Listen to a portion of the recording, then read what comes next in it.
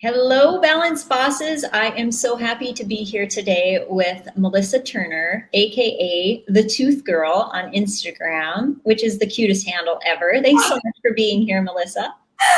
Thank you, Laura. No, the teeth girl was already taken, so I had to go singular with it. I'm like, okay, this will work, right? It's adorable. I love it. Well, you're going to come on today and talk to us about so many important topics. But first, I want to just introduce you. You are a dental hygienist. You started out as an assistant and then moved on to dental hygiene. But you're so much more than that. So I'm going to run down just a few highlights of who you are, okay? So you are the co-creator of the Oral Health United, Chief Hygiene Officer of Cellerant Consulting. You're a nationally published author and speaker, co-founder of the National Mobile and Teledentistry Conference and Alliance, creator, this is one I'm really excited to just learn about, creator of the iHeart Dentistry Network, co-host of Dentistry Gone Wild podcast, and founding co-host of the Evolve 2021 Dental Conference, which is coming up just shortly, which we'll be talking about.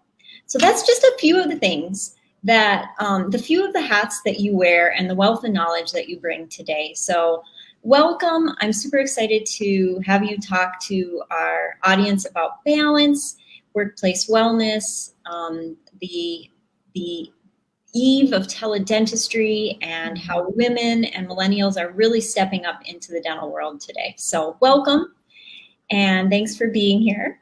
Thank you. It's an honor, and it's an honor to be in front of this amazing group of women and those who identify as women, right? Like, it's just an honor to be here. So thank you. You're welcome.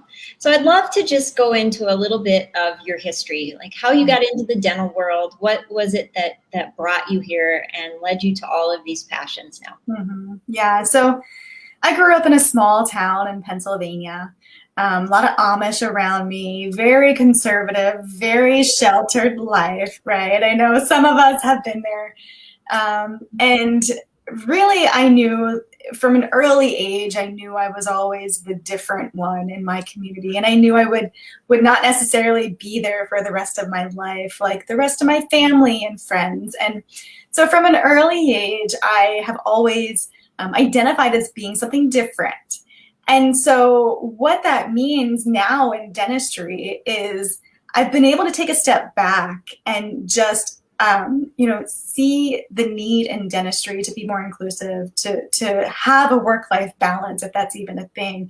And so my bottom line through everything I'm doing, I mean, all of those little things in the bio that you read are great, but they all have an underlying kind of backbone. And it's really to make dentistry a better experience for not only the patient, but the provider as well.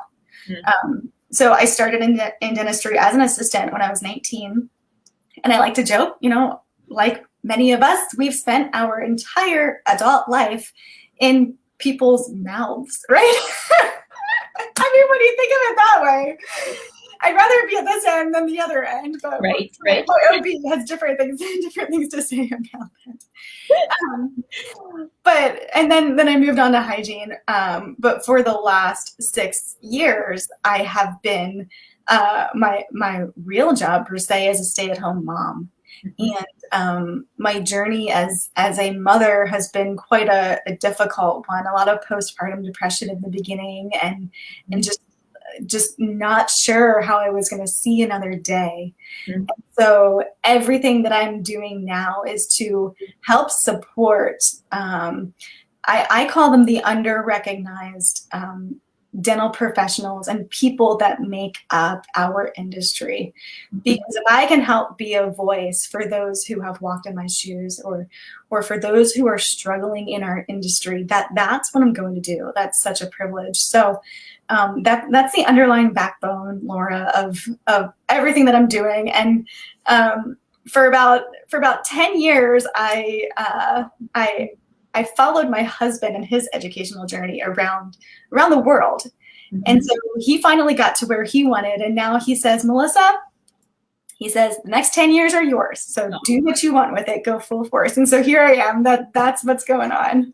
That's a great story. I love that. And I love how you're bringing a part of your life that was challenging and turning it into helping others. That's one of the biggest gifts I think that any person can give, because knowing that and having that understanding, you just don't even know how much that can help someone.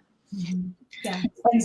I'm all about story, and it's often easy to judge other people, even your friends, right? But what I always come back to is we each have our own stories, and we're each dealing with things. We have our joys, we have our successes, and we have our struggles. And so just to be able to share the dirty parts of our lives, share the secrets, share the hardships, that's when we can truly connect. And I have a feeling that you and those who are listening, would identify with that as well. Right, because it's not an easy journey. Being in the dental field is challenging work as it is. It's challenging to get there. It's challenging to operate in that. And then we have life too. We have the other things that are happening in our lives. And so how did you navigate the postpartum depression? And did you have people that you counted on, or how did you get through that? No. So the story goes, we were living here in Portland, Oregon, and my husband's educational journey, had to take us to northern Minnesota for about 4 years. Well, I was about 7 months pregnant when we moved to northern Minnesota. We had never been there before, didn't know a soul, didn't even have a house when we lived there, or when we arrived there.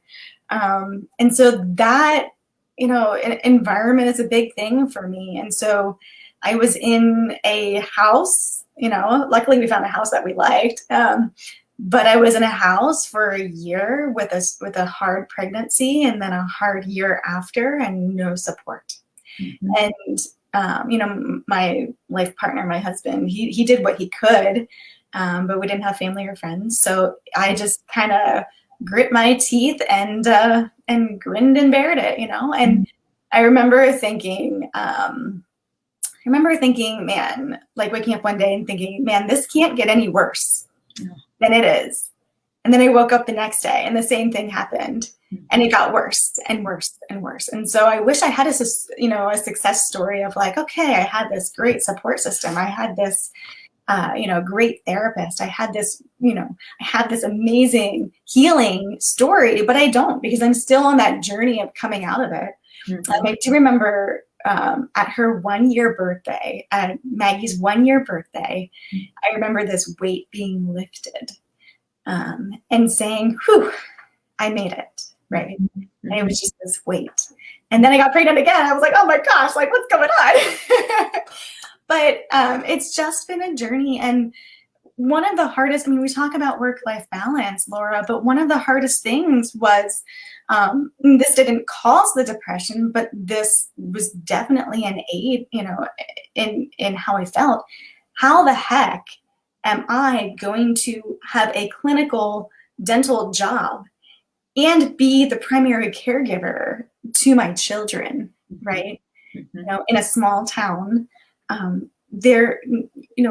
know women and parents, we struggle with this, especially with a clinical job, and especially if you have to be the dentist and the practice owner. I can't even imagine, right? I can't even imagine the weight on your shoulders with that. Being a woman, being a parent, and then having those things too. It's a hard industry, isn't it? It is. It's really hard. And, just finding care for your kids, navigating if you're nursing and trying to do that during a busy clinical day. If your child gets sick, or you need to go get them, it's not like you have patience. It's not like you can just get up and leave. And so there is a lot that goes into it that is different from other non-clinical jobs, for sure. Yeah.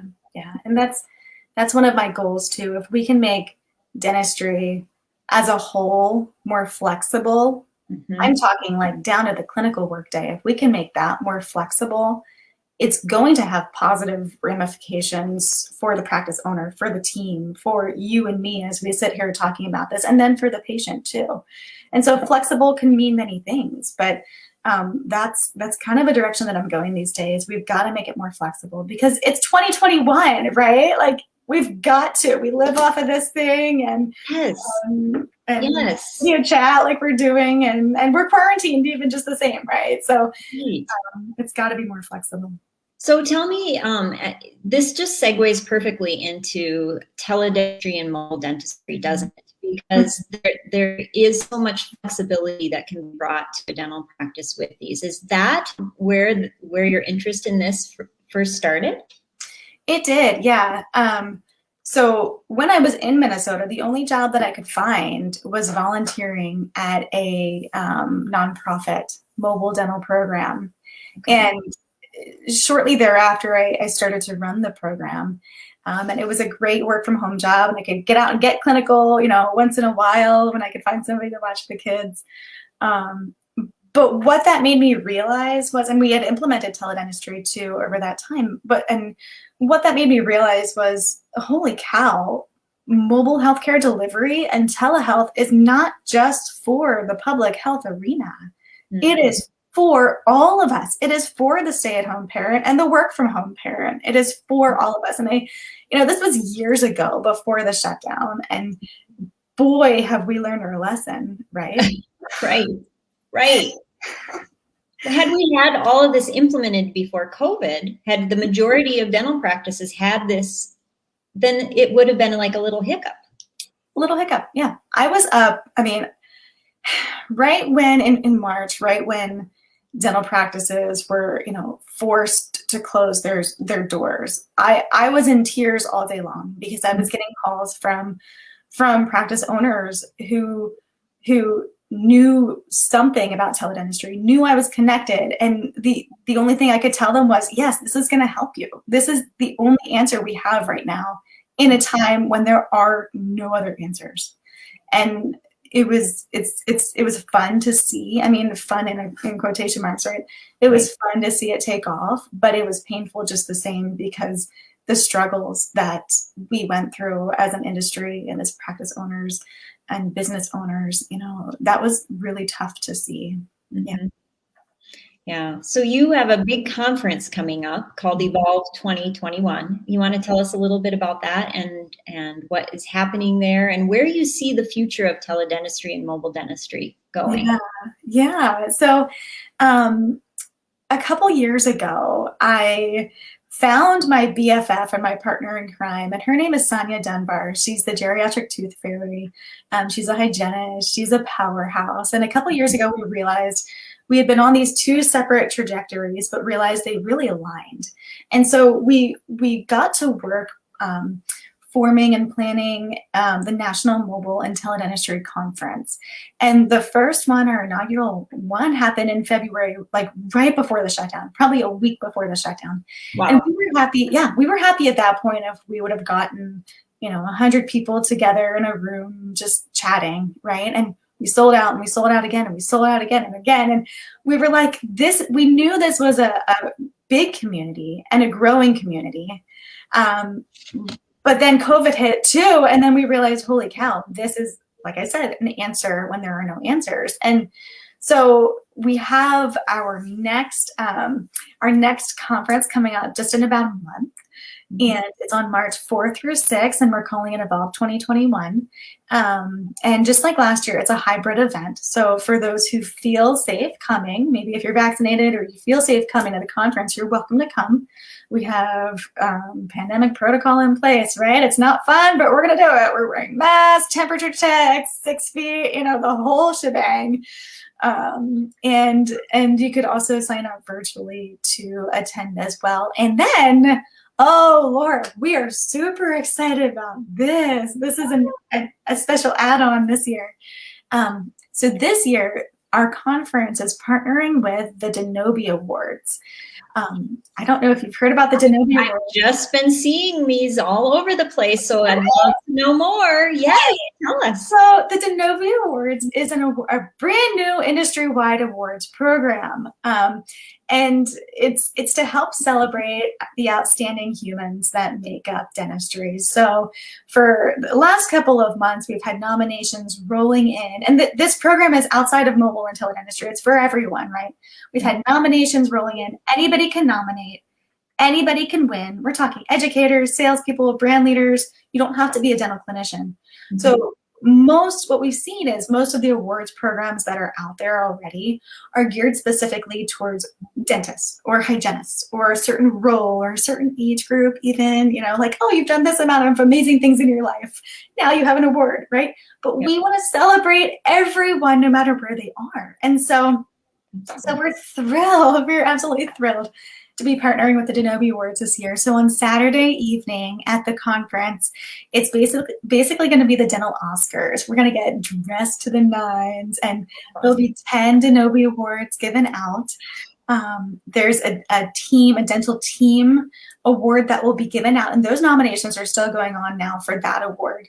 That's the COVID-19 Community Support Award. So if you know a dental team who really did amazing things during the shutdown, those are the ones we're looking for to give the award to. And then the marquee award, the best of the best award, is called the Dr. Lou Schumann Denobi Pinnacle Achievement Award. So I don't know if you know Dr. Lou Schumann, but he has done amazing things in dentistry, and he's the type of person who always celebrates other people, but rarely gets celebrated. And so we're excited to give him the initial award this year, and then going on year after year, we'll give the honor to somebody else for that award too. So we're just excited to be with people, even if the Denobi Awards weren't happening, even if Evolve 2021 didn't happen. Like, goodness, we just want to be with people, right? Right. It sounds like a great conference, and I love the fact that you're the pandemic protocol in place and the virtual part of it. So it really opens the door for anyone that wants to attend and learn more about teledentistry and mobile dentistry. And where do you see this going in our future? Now, obviously COVID gave us the good push, right, to start implementing this. But what is your vision for this in the future, as far as not only for patients, but for practitioners as well, as to how that can enhance their lives? Yeah, it is really the future. I mean, you say, how can it impact the future? But it is the future. I mean, so mobile dentistry and teledentistry, I always say they go together like peanut butter and jelly. But the fact is, telehealth is basically the newest way of delivering care. So when I say mobile dentistry or mobile healthcare, it always includes the tele aspect of it, right? Because what better way to get to communicate with your patient than right here? Yep. So where is this going in the future? It is the future. What I know for sure is that the dental practice of the future will be a fixed dental practice, a traditional dental practice. But it's going to have that telehealth arm into the community. It's going to have that mobile arm into the workplace down the street, into the university down the street, into maybe the nursing home down the street or the school. And so that's the future. And it's important to understand that what I've seen is that when practice owners and dental professionals start to think outside of their traditional four walls, they get so excited. And they realize, oh my gosh, we could do anything, really. So what we've seen is, if you have a traditional practice where you're looking maybe to expand or purchase a second practice or, build on or something like that, you don't need to do that. You don't need to take that huge overhead on. All you need to do is start taking your care to the patient. And that will allow you to expand the practice. So that's one of the bottom line profit builders that we preach with mobile and teledentistry. Because I mean, can you imagine how your no-show rates decrease when you take the care to the patient, right? I remember in the dental practice, just like crossing my fingers, holding my breath, hoping that like all day, full day patient comes in so we can, do the full mouth reconstruction, and then they don't show up, and then what do you do, right? Right. But if you can actually do that full mouth reconstruction at the patient's house, I mean, we might not be there yet technologically wise, and we might need some more AI and things like that, but you can do full comprehensive dentistry out of a pimped out dental van. I mean, you can take that care, you can do Invisalign out of a dental van and take it to the patient's house. And we're seeing this already. And we're seeing large DSO type organizations taking care into Nike headquarters and Amazon headquarters and residential towers. And those are mobile only. They don't even have fixed practices, many of them. Wow. But they're taking preventive and restorative care into workplaces. And so it is the future. I mean, it's already here. It's just a matter of trying to educate the dental community to adopt it faster. Yes. Well, and what a wonderful thing, because it really does, like you said, it expands your practice without all of the other things, but also too brings goodwill. I mean, as far as taking care of people and making it easy for them. I mean, there's so many people that have a difficult time maybe getting to the dentist, and we can get that barrier, whether it be because of work, they can't get out of work, whether it be a mobility issue, any of that. And I know that especially with COVID right now, our immune system is on everybody's mind, and dentistry is a huge piece of that. So we can't let people skip their 6-month recall anymore. It's just, it's critical that they be seen. So, and if you think about it too, one of the surprising things that has come out of the shutdown is that mobile dentistry is, quite frankly, probably safer than a traditional way of doing things, simply because, I mean, if you think about it, you go to the grocery store, how many people are wearing their masks wrong and like touching them, and like, wouldn't you rather have a trained healthcare professional who's trained in OSHA, infection control, wouldn't you rather them be going out into the community than having hordes of patients come into your dental practice? I mean, even if you just think of it that way, it's got to be safer to have us going out to them than everybody just coming to us, and who knows what they're doing on the way, right? Right. That's a very good point. Well, and I think too, it offers options for professionals as far as how they practice, how much they practice, where they practice from. So it can bring life balance. Like for you, when you were raising little humans, to be able to do that from home, or to be able to do it part-time, it's just another option, isn't it? It is. And so in that nonprofit program that I ran, when we implemented teledentistry, we worked with a lot of volunteers, right? But as soon as we implemented teledentistry and announced it, within a week, I got so many calls from professionals in different types of situations that wanted to still do dentistry, but didn't know how, right? So there was a mom who had just had a baby, and she was a dentist, and she said, I'm going crazy. She said, this newborn is crazy. I need something to distract myself. I want to still do dentistry. Can I do teledentistry? And we were like, sure, we'll put you to work. We had somebody who just had, a hand surgery and needed to be out for 6 to 8 weeks, couldn't do clinical, put them to work. And there was even someone who each winter from Minnesota, they snowbirded in Florida. And they were like, I still want to do dentistry when I'm in Florida, when I'm down there on the beach, right? And so they could do teledentistry. And so it goes back to what you and I were talking about. It's work-life balance, making dentistry more flexible. And teledentistry is huge in that, but then mobile is too. I mean, they go together hand in hand. It's all about making it more flexible so that we can breathe. Yes. So we can continue to help, but not deplete ourselves, right? Yes. Amen. And that's a perfect segue to, I want to hear about your new Oral Health United, your iHeart Dentistry Network. Tell me about this, because this is fascinating. Sure. So Oral Health United has been in the works for years, and it's been this high-level, imaginative, like big idea for years.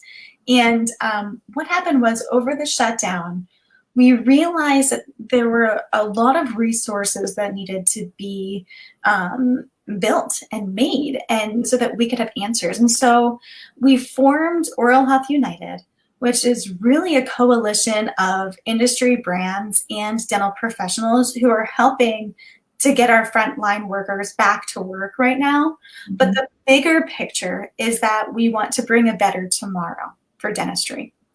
And so the idea is, if we can align ourselves with these industry brands who are doing good things, who are right on, and if we can all start to, speak that same language, mm-hmm. then it will trickle down to the dental professionals and to the patients. So that's Oral Health United, and there's an amazing Facebook group. We have some regional Facebook groups going on. The COVID-19 Dental Discussion Group is a Facebook group. That's our hub. And so the idea is, have transparent conversations, we can agree to disagree, can live in harmony together, even if one person might love the idea of a vaccine and somebody else doesn't, right? It's all about creating safe space to dialogue. Mm-hmm. Now, on a separate, unrelated, but kind of related note, for about 4 years now, I have been running a Facebook group called I Heart Mobile Dentistry, and that was really the beginning of this whole mobile and teledentistry movement. And what I wanted to, my goal was always to expand that brand to I Heart Dentistry. And so I'm thrilled, over the next couple of weeks, we're going to be launching 30 to 40 new groups across social media, not just Facebook. And these groups are going to be specifically geared towards under-recognized groups in dentistry. So we think about all these dental professionals that we have, and we're all different, right? Mm-hmm. But one thing we have in common is that we're all dental professionals. But what we need to realize is that our differences make up the community, and we need to celebrate them. Mm-hmm. So some of the Facebook groups that we have one LGBTQ plus dental professionals. We have one vegan dental professionals, spiritual dental professionals, military dental professionals, BIPOC. We have parent dental professionals, hard of hearing dental professionals, because we're all hard of hearing. What? So it's my goal that we will begin to understand that dentistry is made up of melting pot, salad bowl, whatever you want to call it, whatever the correct terminology these days is, but to celebrate these differences, because if we can celebrate them, if we can be happier and healthier, then our patients are going to feel that too. And that's the bottom line, right? We all want to help our patients. And so if we can get there ourselves, then hopefully they can too. Right. I love that, because dentistry can be a very lonely profession. Mm-hmm. You can feel very isolated. Yes. And you can start to think you're the only one. And yes. So by doing this, you're really highlighting that there are all sorts of you out there, right? And we have a common thread, not just dentistry, but some of these other areas. And it just fosters better relationships, both professionally, but like you said, it spills over to our patients. Mm-hmm. And home life too. It really does. And I think with, right now we're seeing a lot of changes. Oh, dudes, yay. We're seeing a lot of changes in dentistry right now, even without COVID. So we're seeing more females graduate from dental school than male, right? And so add that to an already female majority industry, we're going to start to see some tweaks and some changes down the road. We're mm-hmm. seeing the millennials come, the rise of the workforce, right? We're now coming, we embrace difference and we embrace convenience and that kind of thing. And then we're also seeing what technology can do. I mean, one little change in technology can, completely change the industry. And that's where we are right now. Mm-hmm. And so it's almost like we're at this point where we just got to embrace it all. We just, for the dental practices and the dental professionals that want to be successful in the future, you just got to embrace it right now and just got to do it and just run with it. Right. That's where we are, more than ever before. Yeah, it's an exciting time. It really is. And with every challenge comes opportunities. If you put those opportunity goggles on, right, and just really explore those opportunities. Mm-hmm. So yeah, I'm excited to see that, the higher percentage of women, and the millennials bring such a wealth of knowledge. That's one way to put it. I mean, seriously. Now they'll, for a person like me, they may have to go a little slower and explain things a few more times, but a wealth of knowledge, and it's going to explode. Like you say, it's going to explode to a completely different profession. Mm-hmm. And I think it's time. It's time we explore that. So that's exactly right. And I don't know about you, Laura, but even from day one in dentistry, I just felt like I couldn't relate to it. It just wasn't relevant. It was like, it's old school. It's just like, I don't understand. Like, and to this day, like 16 years later, it's still like, it is not relevant to me. Mm-hmm. And I don't know if that's just because of who I am. I'm a millennial, I'm a female. I don't know.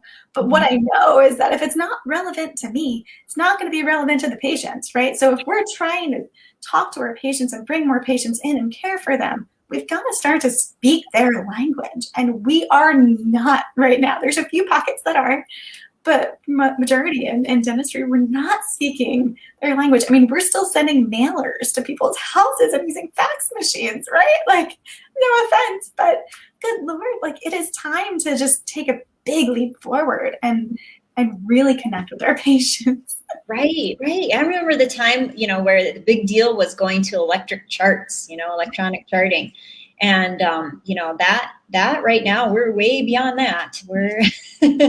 So yeah, that's a very good point. We do have to make it relevant and meet people where they want to be right now. Mm-hmm. And they want to be more technologically involved, more convenience, and things have to be focused on those patients and the health and well-being of our teams as well. Mm-hmm. So speaking of health and well-being, I do want to talk a little bit about your backyard. Because I'm vegan, and so I absolutely love the fact that you are creating a 100% edible backyard. Tell me about that. Yeah, so we were joking earlier that, I don't have any hobbies right now. Like I have all these books I want to read. My hobbies are like eating dinner in front of Netflix, right? While I'm falling asleep. Like all that happens at the same time. I have that hobby too. I know. And then gardening, and it goes back. I mean, I'm such a stereotypical millennial. Like I don't want to have anything to do with my childhood, really. Like I don't want to be my childhood, but I want to connect with it as much as possible. And so growing up on farmland and growing up with a garden and like being one with nature and tree hugging and forest bathing, that's a huge part of me. But I live in downtown Portland. So I have like a 50 by 50 square foot plot in my backyard. I'm thankful I have a backyard, right? Right. But my dream has always been to have an edible backyard. And so entirely edible. And I didn't even know it was a thing until I started researching a couple years back, and it is a thing. And so I felt supported there, and now I'm just going to run with it. And so I'm probably about 75% there. Got to figure out something to do with the grass situation and a few things like that. There are some plants that are still here when we moved in a couple years ago that I still need to figure out if they're edible, right? And find a reliable source for that. Yes. But there's nothing more exciting to me than watching plants grow and having them bear fruit and then calling them my babies and then eating them. And like, that's kind of messed up, but like, I'm ashamed. But I won't nourish you. You nourish them, they nourish you, right? That's right. I mean, tomato season, you should visit me during tomato season. I am in my glory, right? Salsa and sauce and you name it, right? Yes. Oh, and I bet that's fun for your kids because they can go out to the backyard and have a snack and know that it's okay, right? They do it. They love it. And it brings me joy, right? They'll just go out there and munch on some celery or some oregano, or, it changes every year based on their taste buds, what they can handle that year. But strawberries, oh my, they go nuts. Yeah. I love that. I love that that brings you joy, and it's good for your health. It's good for the environment. And it's just a way to bring more balance to your life as well.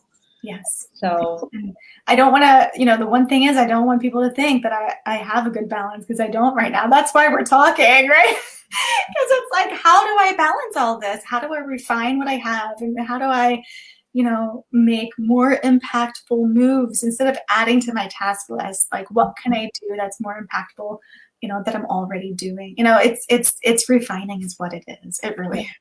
Yeah, well, balance is the long game. It ebbs and flows. And, I think that's something that a lot of people miss, that idea.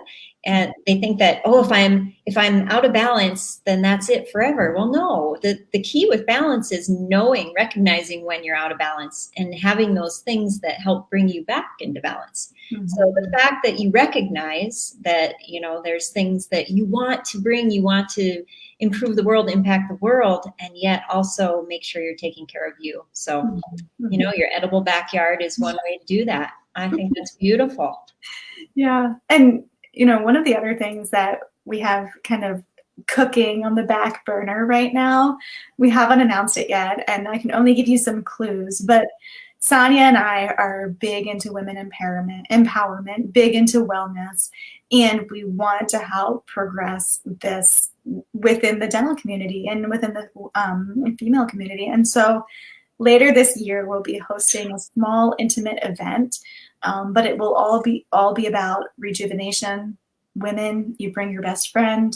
You take the time to try to find that balance, or take one step closer to that balance. And so that'll be later this year, and we're going to be announcing it soon. So we hope to see you there, definitely, Laura, but maybe some of the others as well. But it'll be great because you bring your best friend, and so you don't have to do it alone, which is scary, right? Yeah, well, it can be, but it's also a great way to foster a relationship with your best friend, intentional relationship with your best friend, which is one of the tenets of balance, is having those relationships that are important to you and fostering them. So awesome. All right. Well, we know we can find you on Instagram at the Tooth Girl, right? That's right. And you're still doing Dentistry Gone Wild podcast. Is that still every Monday with Sonia? Monday? Yep, that's right. That's right. If you want to laugh, she makes me laugh all day long. So if you want to laugh, come listen to us. She's amazing. Absolutely a beautiful human being. So it's so fun that you guys are together, because you both bring a wealth of knowledge and passion and somewhat different but related aspects of dentistry, and bravo to you guys for working together to create all of this wonder. I mean, it's just beautiful. Thank you. I feel like so many times we feel like we have to do things alone, when collaboration, when we can just get together and join each other's journeys. And I think that's a secret sauce to surviving in 2021 dentistry and wanting to get things done, is really joining forces together and networking and stuff like that. Right. And so with the upcoming conference, people can still register. Is that correct? That's right. We have a couple seats left. I mean, not many at all for in-person. Virtual seats, there's no limit on that. So you can be there in your pajamas. If you purchase a ticket to the conference, then the Denobi Awards is included in that already. Or you could just come to the Denobi Awards. That will be for free virtually, or you can attend in person if you feel comfortable. But it's going to be an amazing time. Yeah, we can't wait to see everybody. Fantastic. So I will make sure all the links to finding all that information are in the comments below for everybody, and so that they can find out more about this and reach out to you. And I know too, I'll put your contact information for LinkedIn on there, because you have some other information there. But anything else that we did not touch on today? I know I had this feeling that, are you working on a book right now? I did just release a book. I mean, I'm always working on a book, aren't we all, right? But we did just release a book about mobile and teledentistry. It's called An Introduction to Modern Mobile and Teledentistry. Okay. So that's that. Yeah, that just released a couple months ago, I believe. So Congratulations. Now, can you find that on Amazon or where? Yep, Okay. Amazon. Yeah, you can just Google my name or Amazon, put it in the search box, or if you go to any of my brand websites, there are links to that. So the conference website, you'll be able to navigate there, or just message me on Facebook or Instagram, and we'll get you in the right direction. Excellent. I'll make sure and get a link to that as well. Mm-hmm. Fantastic. Well, thank you so much. I enjoyed this conversation. I want to learn more about all that you do, and I want to celebrate that you are really making a difference, really making an impact in the world. So thank you for what you do and all that you bring, and let's move dentistry into 2021, right? Yes. And Laura, thank you so much for taking a stand and doing what you're doing. You know, we just met not too long ago at the Jumpstart conference, but I immediately was like, oh my gosh, I love you, you know, just based on what you're doing. So thank you for being a strong presence and for being a support to those of us that need it, and just being amazing. So thank you. You're welcome. Awesome. All right. Well, thanks everybody for being here. Thanks for the comments. And you can always watch on the replay too. So we'll make sure and keep that in the group, and you can find it on YouTube. So thank you so much, Melissa. We will be talking more to you, I know, in the future. Thank you. Bye, everybody. All right. Bye.